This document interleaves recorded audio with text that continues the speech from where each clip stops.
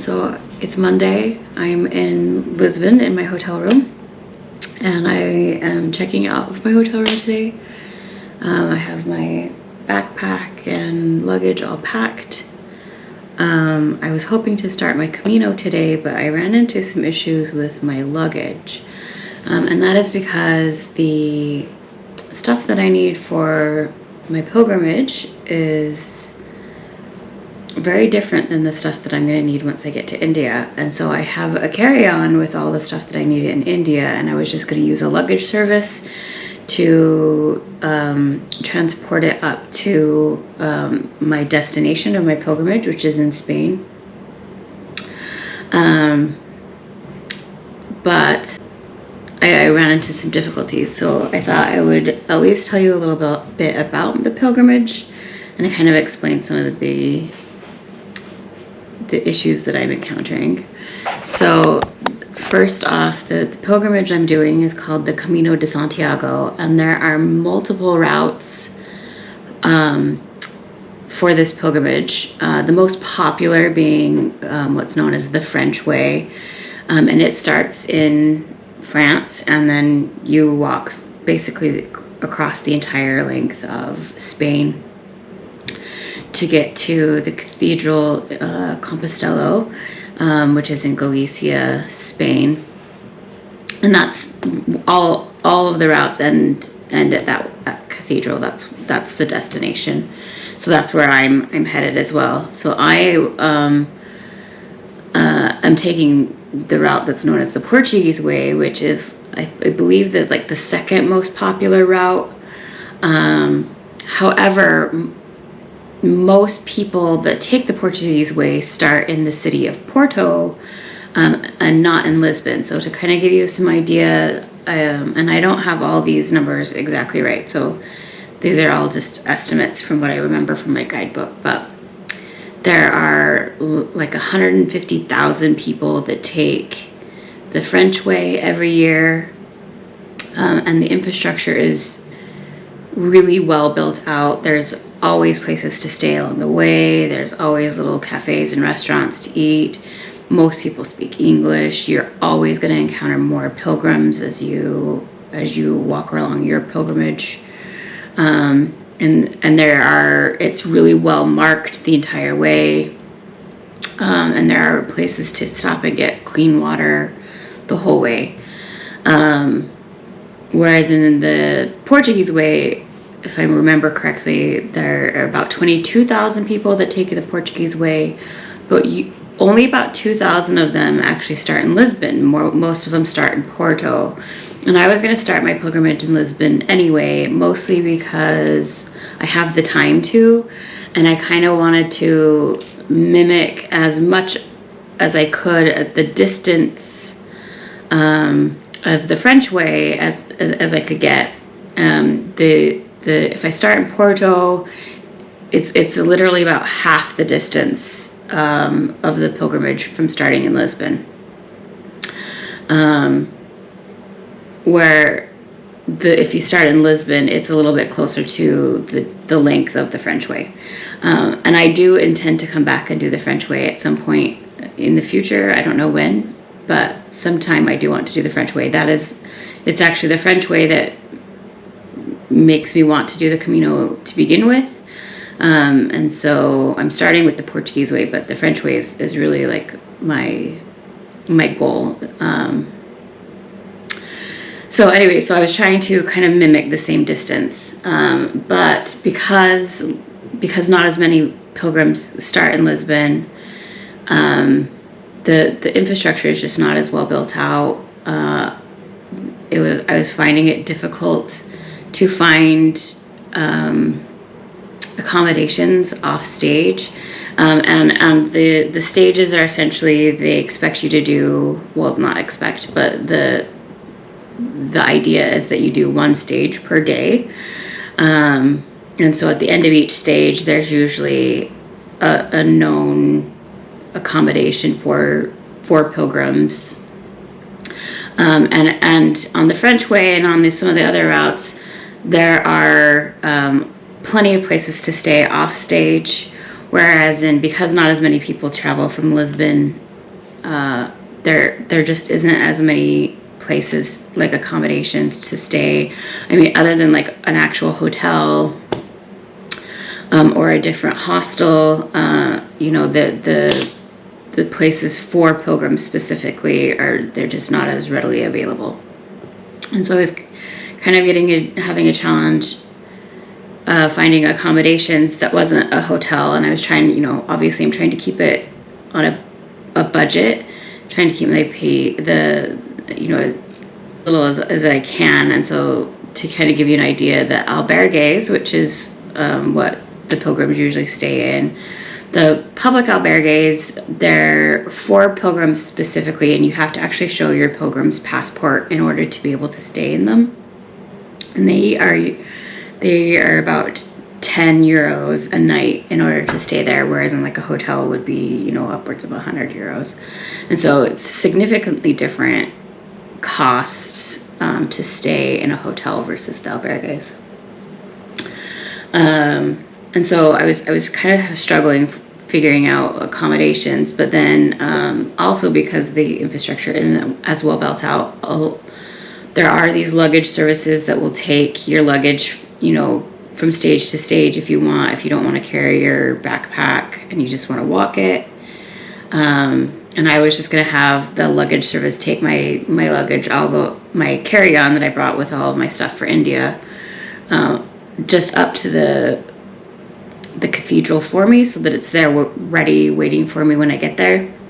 But when I was looking into it, the cost of it was like 500 euros, which for that cost, I could have just bought all new clothes, and I just didn't feel like it was worth it. And so the other problem with the starting in Lisbon versus starting in Porto is, again, because it's not as well built out and there's not as many people that take it. It's not as well marked, and once you kind of get out of the city, which is I think stage 3 or 4, and you kind of get into the rural Portugal, it really does become necessity to be able to speak at least a little bit of Portuguese, which I clearly do not. And so all of these things kind of combined made me decide to change my plans, and I'm taking a train up to Porto today. I'm a little bit disappointed because it does literally cut my pilgrimage in half. But now I really can kind of take my time and go up at whatever pace I want and still, you know, and still do the pilgrimage. I'm kind of calling this like my starter pilgrimage. It's like my first pilgrimage before I do the French way, and kind of get me used to staying at these hostels and washing my clothes in the sinks and just kind of getting used to that, the being a pilgrim without really having to push myself the 18 to 20 miles a day carrying my backpack. I did not weigh my backpack before I left, so I have no idea how heavy it is. It doesn't seem super heavy to me right now, but I'm also not hiking miles and miles and miles with it yet. I'm sure after a couple of days I'll probably change my mind and decide that it's super heavy.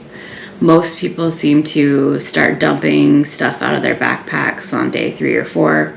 Day 4, from all the Reddits and YouTube videos and all the research that I've done, seems to be the hardest day for most pilgrims. Like if you can make it past day 4 and into day 5, you're doing pretty good. But most people do start dumping stuff or sending it with these luggage services up to where they're ending up. So I'm very aware of that, and sort of expecting that to be the case. So anyway, I'm gonna jump on a train to Porto, which, I'm also a little bit disappointed because I'm basically skipping all of Portugal. Porto is kind of on the border of Portugal and Spain, and so most of my pilgrimage is going to be through Spain rather than through Portugal. So I am not going to see as much of Portugal and then much of the countryside of Portugal, but you know, plans change and readjust. So the other problem I have with starting in Porto is that because it's half the distance, it's also, you know, doesn't take as much time, which I have. I don't have to be in India until July 1st, and so I have a little over a month to walk this pilgrimage. And so if I do it in a shorter amount of time, that's just more time that I have to figure out what to do with myself here in Europe. But you know, there are worse things in the world. I'm sure I'll figure it out. So yeah, anyway, that's kind of where I'm at. I'm changing my plans and I'm headed up to Porto. I've loved being in Lisbon, although I really only spent kind of the one day walking around. Yesterday I slept until about 2 in the afternoon, and then I got up and went to the park up the road and had a hamburger, which was delicious. All the food here has been absolutely amazing. And then while I was eating the hamburger, it was a little bit chilly, so I came back to my hotel to get a jacket, and then I just never really left. And I went back to sleep, and I literally slept all night last night. I'm sure just the stresses of traveling and getting here and finally like being able to relax, and I slept all day yesterday. So I didn't really do anything, but I have really enjoyed Lisbon. I do want to spend more time here. I really have liked it as a city. It's very walkable. The people are very friendly. Even for me that, you know, I don't speak the language, but they're very accommodating and understanding. And so that has been nice. I haven't felt, you know, they haven't been rude or anything to me because I don't speak the language. And again, the food is amazing. Everywhere I walked around, the food was incredible.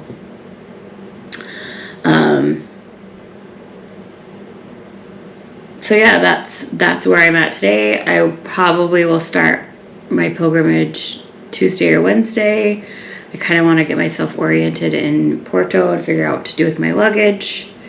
And then once I'm there, I'll probably actually start on Wednesday and give myself tomorrow to sort of figure out some logistics and get going. But the benefit with starting in Porto is that there is a lot more infrastructure and a lot more pilgrims, and so I'll encounter a lot more people. There will be a lot more people walking the Camino with me. Not that I have felt unsafe in any way at all, but it is probably better, especially as a solo traveler, to have other people around me that are kind of walking the same trail. So yeah, and I can do, because I have the time, I can kind of do it in like double the amount of time that it would normally take. So I can do 10 miles instead of 20 miles a day, as long as I can find accommodations, you know, off stage, which I think will be a lot easier starting from Porto because of the infrastructure. And the trail is a lot better marked. There is also another Camino that starts here in Lisbon at the same cathedral as the Camino De Santiago, called the Camino de Fatima, I believe is how it's pronounced, which takes you to Fatima here in Portugal, which is another Christian, historical Christian site. I don't actually know its history. I just know of the pilgrimage itself. And so once you so a lot of people do take that pilgrimage, and so from Lisbon to that location is pretty well marked. But then once you get past that, which I believe is again like stage 5 or 6, it's just not as well built out, because that's the more common pilgrimage from Lisbon than the Camino de Santiago. So the Camino de Santiago, I don't actually know the entire history of it. the reason, or like how I found it, how I learned about it, was from a movie with Martin Sheen called The Way. And I watched it in like 2012, and I knew like that this was an experience that I wanted in my life. And so I've wanted to be able to do this ever since then. And now seems like a perfect opportunity. I don't have a lot of responsibilities or obligations or other people in my life that are dependent upon me, that I can take off a month and come on this pilgrimage in Europe, which is not something that a lot of people have the ability to do. And so I thought I would take advantage of this opportunity and do this thing that I've always wanted. It is a Christian pilgrimage, which I am not Christian, but a lot of the people that take this pilgrimage are not Christian. But it is very much a spiritual journey. It's all about, it's more about the inner journey than it is about the actual like physical hiking. I got asked by several people before I left Vermont why I didn't just take the long trail instead of going on this pilgrimage. And the long trail is a backpacking route that pretty much goes the entire length of Vermont, through the entire Green Mountains, and it actually connects up to the Appalachian Trail near Massachusetts. And the reason is because I'm not doing this for the backpacking experience necessarily. I mean, that is part of it. The walk and the backpack, I enjoy both of those things. And the long trail is a backpack. You bring a tent, you make a fire, you cook your food. Whereas that is not what I'm doing here on this pilgrimage. I will be staying in, essentially hostels along the way. There are plenty of cafes and restaurants that I can stop and get food. Most of the pilgrims, if you follow the guide, the idea is to kind of keep your budget about, between 30 and 40 euros a day. And there are a lot of restaurants and cafes along the route that have like a pilgrim special, which is about 10 euros, and they give you an entree and some bread and dessert and a beverage of some fashion for a relatively cheap amount. That's basically their daily special, but it's for pilgrims. And so I'm not doing it for the outdoor experience. I'm doing it for the inner journey, for the soul searching, for the personal discovery, and that is why most people do it. In fact, I'll read a little bit from the guidebook about this pilgrimage. Some of the things that I have noted. And it says, whether we believe in many gods or one, or whatever term we use to describe what cannot be described, seems immaterial. God, Allah, Creator, Source, will do just fine, provided we direct our prayers toward the image of love and light. Watch our terminology, mindful that those who look for separation and dissent will find it.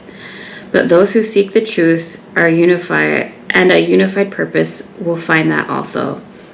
Along every path of inquiry, there comes a point that requires a leap of faith, a point where we have to abandon security of outdated dogma handed down to us over a millennia. Perhaps the pilgrimage, the path of inquiry, will lead us to that point of understanding where there is no longer any separation between path and goal, where life itself is a pilgrimage and every step is a prayer. In the meantime, we stumble along the dark clouds of unknowing that is perhaps the essential beginning place, to have courage to admit we are lost and the humility to ask direction. Perhaps your calling to go on a pilgrimage will be the opportunity to find out what the purpose is and to provide the necessary space to reorient your life towards fulfillment. Maybe this is the point in your life where all all your neat and tidy held beliefs get shattered so that you begin to piece together who you really are and what your part in God's plan really is. We don't really have a choice except to delay. Why wait for the inevitable? And that is kind of why I'm doing this pilgrimage. I kind of see it as like, abandoning everything I've ever known. Abandoning all preconceived notions of the world, of myself, of society, of how to live in society, and how to interact with it, and kind of abandon everything that I have believed up until now. I kind of see this as like a letting go of everything of my past, of how I've known to live in the past, how I've known to survive, and how interact with the world. It's kind of my journey into my new life, and that will lead me into India. And I will talk about my trip in India kind of once I'm done with the Camino. But right now my focus is on this pilgrimage and getting through this. But that is kind of how I see this pilgrimage, and kind of why I'm doing it is really just to find myself and who I really am, and who I am outside of the world that I've always known, and what I've come to know in the world, and just having new experiences, things that I've never done before. So I thought I would take this opportunity to kind of set some intentions for my Camino, things that I want to get out of this Camino, some of the goals that I want out of doing this pilgrimage, and these are not really in any particular order. So the first thing is just a lifestyle detox, and it's just to let go of everything that I've ever known about, and the lifestyle that I had created, the getting up and then go sitting at my computer for hours and hours, and then go watching TV, or go, just that lifestyle that I never really enjoyed. I was never very satisfied. I was never very fulfilled in, but it was all I ever knew. And so I just continued to do it just habitually out of comfort. And so it is kind of a letting go of everything that I've known, and all of my comfort zones, and kind of getting out of myself and figuring out what I want with my life. The second thing I want to do is to learn to eat seafood. I used to eat seafood a lot when I was a kid. I don't know at what point I developed an aversion to it. I don't know if it was when I had to start gutting my own fish when we'd go fishing, or if it was when I got a fish as a pet. But at some point in my life, in my childhood, I developed an aversion to seafood. And it is not that I don't like the flavor at all. It is an absolute aversion to it. I don't want my food to touch anything that came from seafood. I would get this a lot. Just pick out the shrimp, but the rest of my food touched the shrimp, and now I don't want any of that other food. It really, it's really strange. But like as a child, my mom used to make this macaroni salad, and she'd put these salad shrimps in this salad, and I used to pick out the shrimps, to eat. Like that was my favorite part. And so it's not that I don't like the flavor. It really is just an absolute aversion to it. But here in Portugal is famous for their sardines. There's seafood everywhere. I'm going to be taking what's known as the coastal route of this pilgrimage, which obviously goes along the coast, and there's seafood all along it. I see all this amazing seafood, and it looks amazing, and I keep wanting to be able to eat it. And then again, it's not the flavor. It's not that I don't like the flavor of it. It is just an aversion to anything that comes from the sea. And so that is one of my goals on this pilgrimage, is to learn to eat seafood. And then some of this inner journey is, to learn to appreciate life and to experience new culture and to connect to my inner self. And this is a goal that I've had for many, many years. And so it's an achievement of a goal that I've always wanted to do.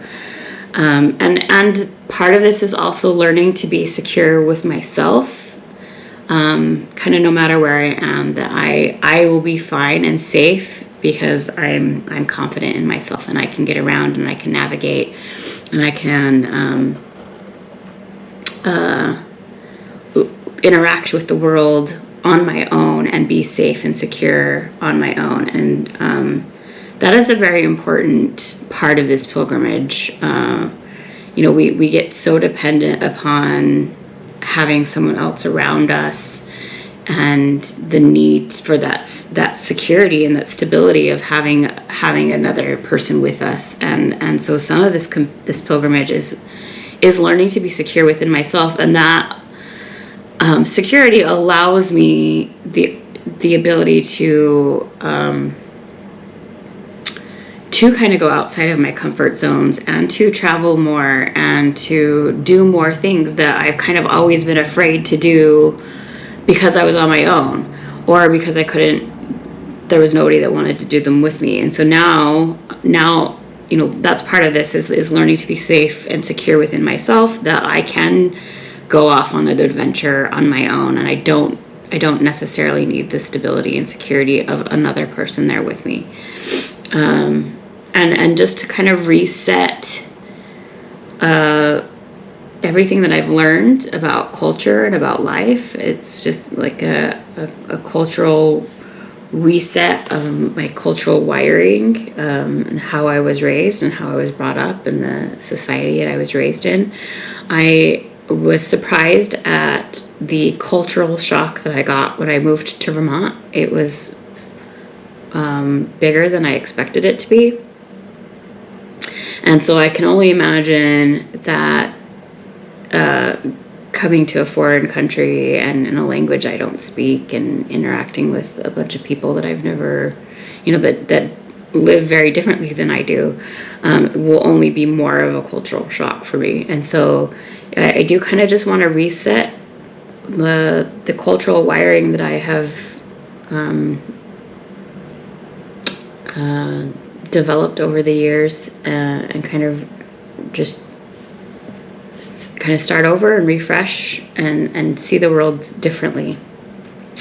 And then another, I don't know if it's silly, but kind of another thing that I want to be able to learn to do is I really want to be able to learn to braid my own hair. That is not something that I've ever really spent much time trying to do, but I feel like on this pilgrimage I'm going to want to braid my hair and get my hair out of my face and off my neck, and not in a ponytail that like pulls it tight.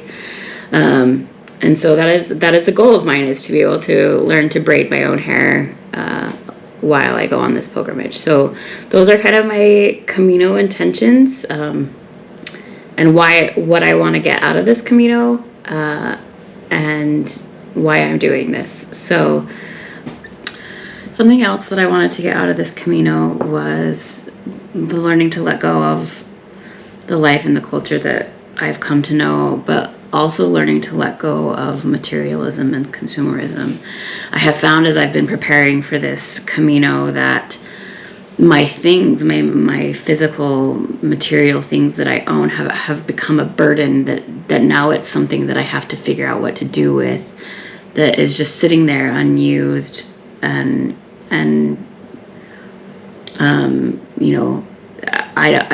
I assume that it's all safe, but it's something that is constantly on the back of my mind. Is my stuff safe? Am I gonna miss paying for my storage unit bill, or something? It's just this constant nagging that kind of sits at the back of my head, and something that I want to be able to learn from this is to let go of all of the material things, and let go of consumerism and these things that really don't bring me joy or satisfaction in my life. They are just things.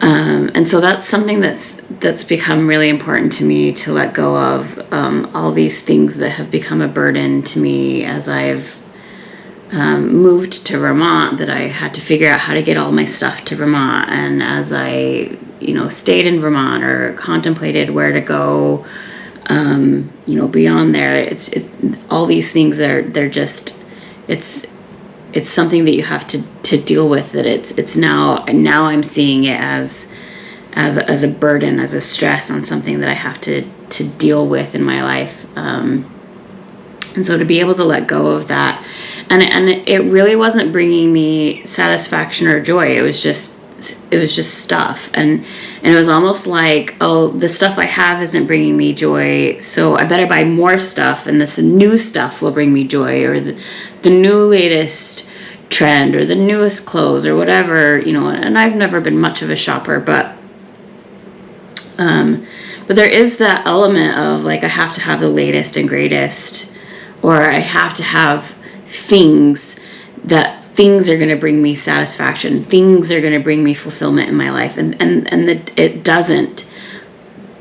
And so part of this inner journey and figuring out who I am is figuring out who I am and what it is that brings me satisfaction and joy, and being able to feel fulfilled within myself without the need of material things, just on my own, because I'm living according to my truest self and according to what makes me happy, and I'm living that life rather than just having a bunch of things. I owned a bunch of things in anticipation of a life that I wanted. I have, a kayak and a paddleboard and a bunch of camping stuff and backpacking stuff that I've some of it I've never used. Some of it I've only had an opportunity to use once, because sometimes because I didn't have anybody to do it with, or sometimes I just, I've never done it, and so I'm afraid. Fear keeps us from a lot of things, and so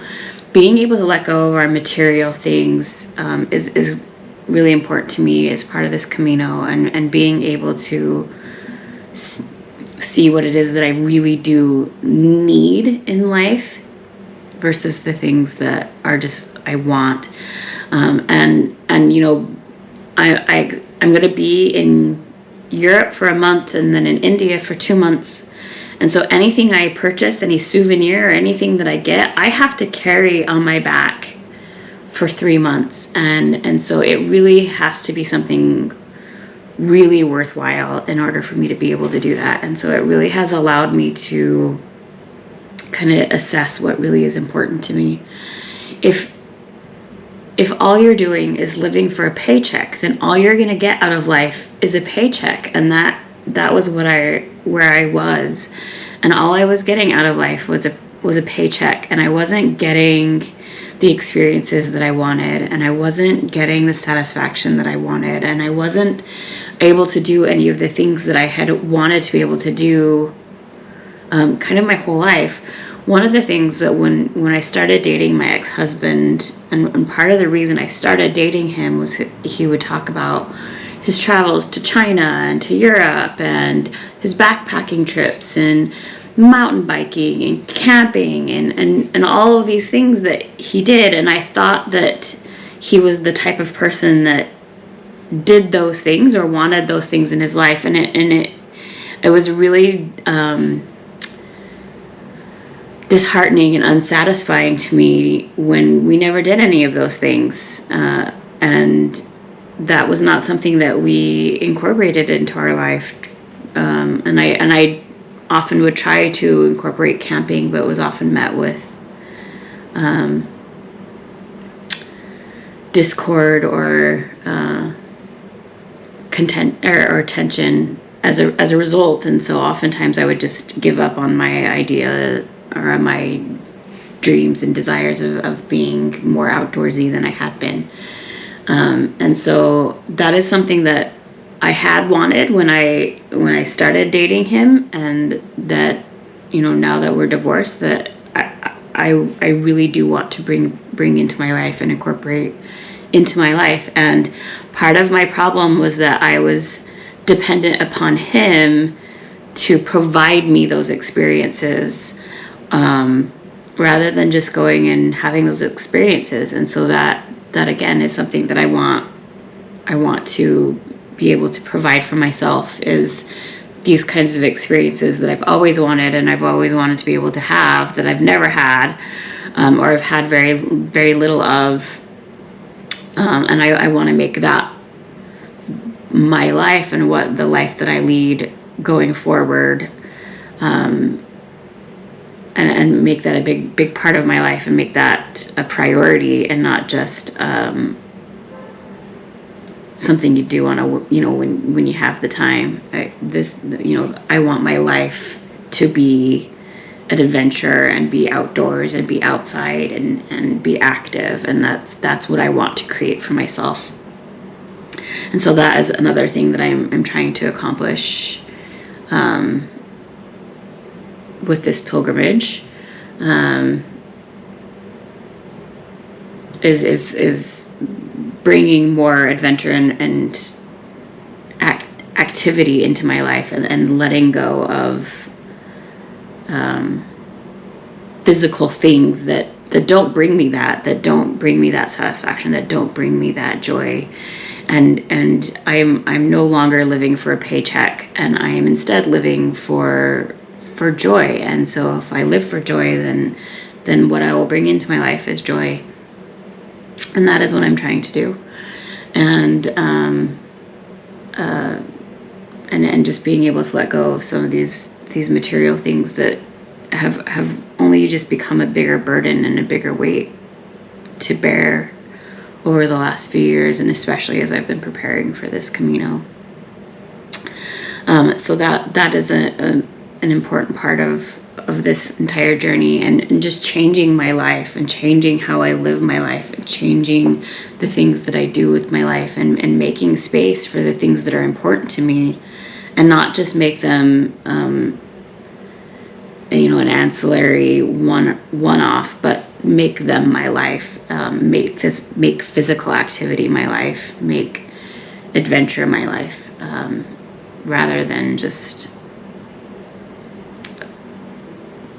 a lot of work by, every time you buy something, not only does it not bring you satisfaction, but now you have to store it, you have to maintain it, you have to keep it up. And so it's everything becomes this burden. You buy more clothes, well, that means you have to have space in your closet, you have to clean it, you have to keep it nice, you have to maintain these. It becomes a burden on you as you have more and more things. And so being able to let go of things that aren't really serving me, are not bringing me joy, are not that, maybe they might bring me joy if I were doing some of these other things, and I were actually participating in some of these adventures that I want to go on, then maybe having some of these things wouldn't be such a burden. But right now they're a burden. They're just things that I own that I have to figure out what to do with. And so that is something that I'm trying to learn to let go of. There's a lot of things that I own that I realize that I really just don't need. I probably won't ever use. They're just things. And so I'll have to figure out what to do with them once I get back to the States sometime this fall. But as of right now, my plan is to sell a lot of it, and that will help me restabilize my life once I get done in India, and try to build a new life and a new way to live. That I'll have all these things that I will be able to sell and help me restart over, and start a new life and create something new for myself. So in that way, it is kind of good that I do have some things that I can sell, but for the most part, most of it is just a burden, and a lot of it are things that no one but me are gonna want. Christmas decorations that I made that I'm not gonna be able to sell but I'm also not using, and I probably won't. And you know, those kinds of things that I just don't need them anymore. But I've had a hard time letting go. Had a hard time letting go of them, primarily because I've had a hard time letting go of the life that I had built, where that was, you know, that was part of it. I didn't know how to let go of my comfort zones. I didn't know any other way to live, and so I was really struggling letting go of these things that I don't need and I'm not using, but we're still part of my old life. And so even already being here and having to deal with my things in order to be here has been a huge burden, and it continues to be a burden and will be a burden for the next few months as I'm here, as I have to figure out what to do with them and how, you know, make sure that they're safe and that you know, there's nothing wrong with them and that everything is fine. It's just something that, you know, it's just a stress that if I could have learned to have let go of earlier, I wouldn't have right now, or it would be a lot less of a burden, a lot less of a stress than it is right now. Because right now I have a lot of things that I just don't need, and I just am not using. A lot of things that have been in the storage unit for several years. The whole entire, you know, for the last 3 years that I've been in Vermont, I've had a storage unit of things that I sometimes will cycle stuff out of, but for the most part it just sits there and I'm not using it in any way. And so it's just stuff, and it's just costing me money in order to keep it, and I'm not using it. It's not bringing me satisfaction. It's not bringing me joy. And so that is another thing that I'm trying to learn with this pilgrimage and with this journey this summer to change my life is to let go of things, of consumerism. Buying things are not bringing me satisfaction. It usually brings me frustrations.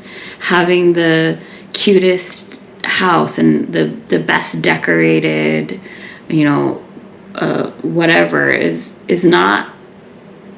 only a temporary satisfaction. It only brings you temporary fulfillment until the trend is over, and then it's no longer in style, and now all of a sudden all these things that brought you satisfaction is dissatisfying and makes you feel bad about yourself. And that's not a life I want. I want to, again, be safe and secure within myself, kind of wherever I am. And I don't need the latest trends, and I don't need to be up on the latest fashions or the latest decor in order to be happy. It doesn't bring you happiness, at least not long-term happiness. It's very short-term. It's like a sugar rush. You know, you get that quick hit from having the newest, greatest, whatever, from having the cutest, whatever. But it's very short-lived, and then afterward, it's just a frustration because it didn't bring you the happiness. It didn't bring you the clout or the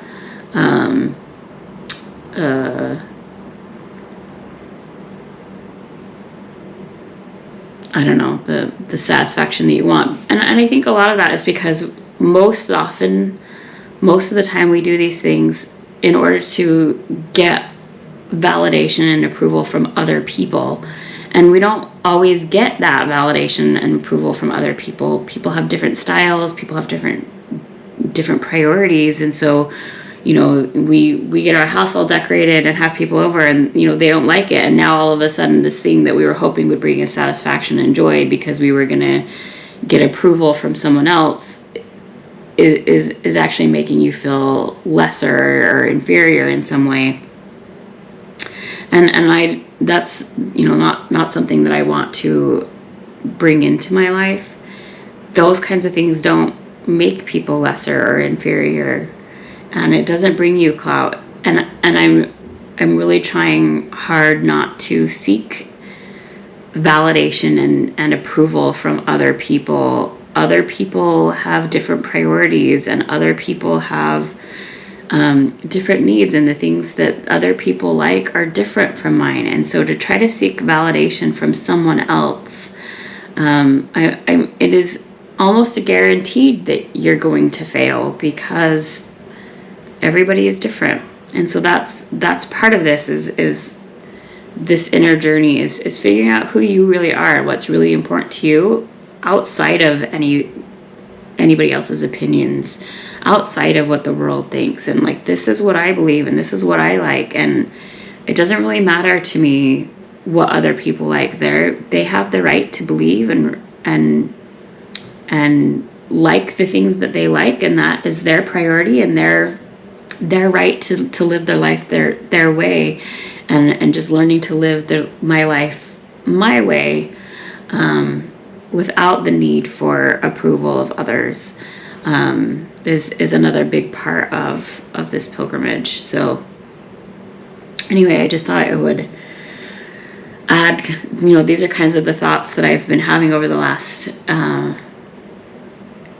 several years, really,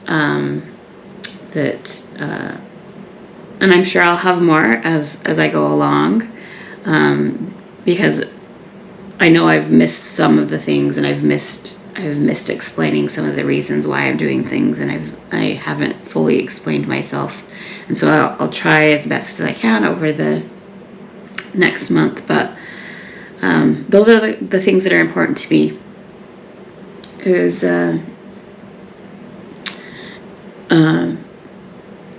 inner strength and inner validation, validating myself and learning to approve of myself and of the life that I have, because I'm living the life that I want, and I don't need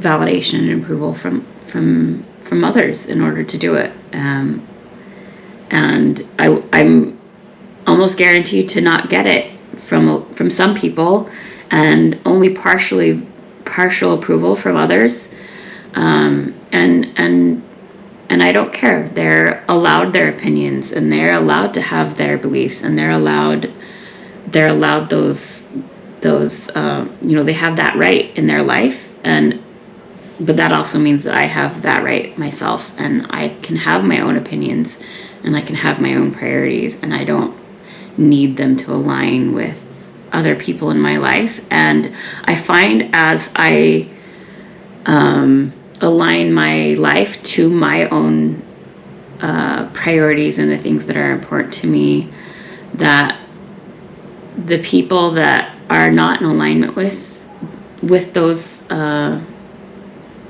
opinions and those priorities kind of fall away just organically, and people that are in alignment with them, that do have similar goals and similar desires in life, sort of also organically align with me. And so that's what I'm trying to achieve, is to find the people that are in alignment with what I want to create out of my life, and letting go of getting approval and validation from people that are not in alignment from that, and that don't understand, have different priorities and different opinions, and as is their right. But not everybody is going to stay in our life forever.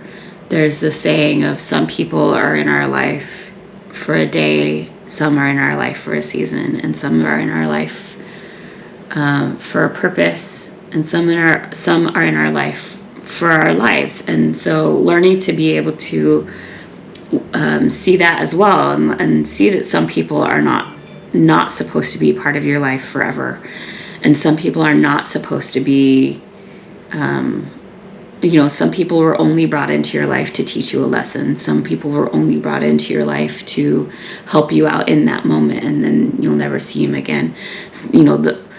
And learning, and the more secure I can become within myself, the more I can kind of let people in and out of my life as they're in alignment with it, and still be okay, and because I don't need that validation from others. And so that is a big part of this pilgrimage and this journey, and is just learning to self-validate and be okay within myself and who I am as a person, because I'm living my life according to what's important to me. So anyway, there you go. So that's kind of all for me. I'm just kind of waiting for my Uber to take me to the train station to head up to Porto, and then I will reorient myself in Porto. And I do intend to come back to Lisbon at some point, possibly even this summer, because I have really enjoyed it here, and I would like to spend more time here. I didn't wander around as much as I wanted, and one of the things that I really wanted to do while I was here was I wanted to go find a place that has what's called fado, which is like their native, which is a music style that is specific to Portugal, and I think even specific to Lisbon.